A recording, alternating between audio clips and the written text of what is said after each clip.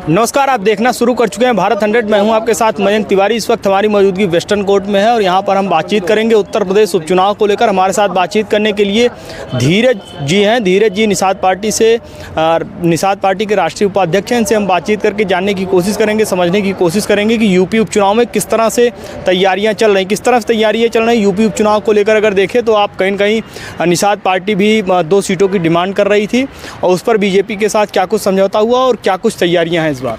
देखिए मयंक जी, सबसे पहले मैं आपको धन्यवाद देता हूं। जो दिल्ली आने के बाद में आप हमारे मित्र भी हैं और चीफ डायरेक्टर भी है अपने चैनल के। मैं जहां तक हमारा मानना है कि जो उत्तर प्रदेश में उपचुनाव हो रहा है उसमें जो है पूर्ण बहुमत के साथ में 8-10 सीट पे जो चुनाव हो रहा है 10 के 10 सीट जो है भारतीय जनता पार्टी के झोली में आ रहा है, ऐसा हमारा और हमारे संगठन का कहना है। 9 सीटों पर चुनाव हो रहा है। मिल्कीपुर यानी एक सीट और थी 10वीं सीट, जिस पर जो है अभी चुनाव टाला गया है।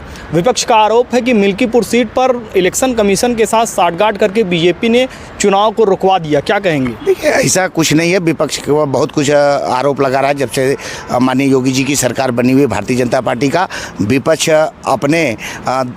अपने जहां का वहीं है।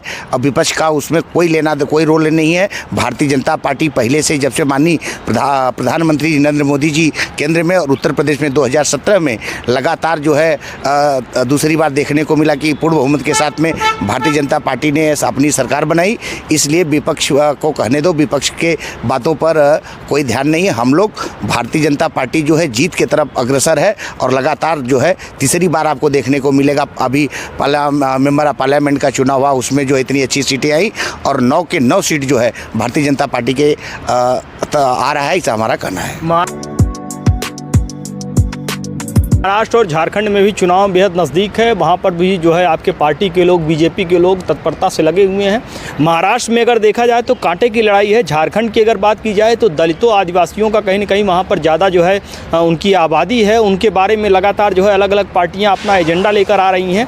उन सीटों पर क्या कुछ चीज़ें आने वाली हैं? कहीं न कहीं अगर देखा जाए तो दोनों जो है, महाराष्ट्र देश की आर्थिक राजधानी है और झारखंड की अगर बात की जाए तो दलितों से ज़्यादा यानी बहुत ज़्यादा पिछड़ापन है वहाँ पर।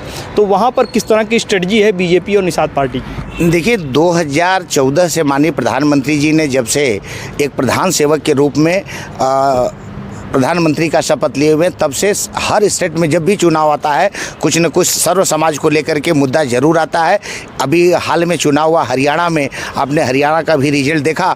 उसी तरीके से, जिस तरीके से हरियाणा का रिजल्ट देखने को मिला है पूरे भारत के लोगों को, उसी तरीके से झारखंड और महाराष्ट्र का भी देखने को मिलेगा, ऐसा हमारा कहना है।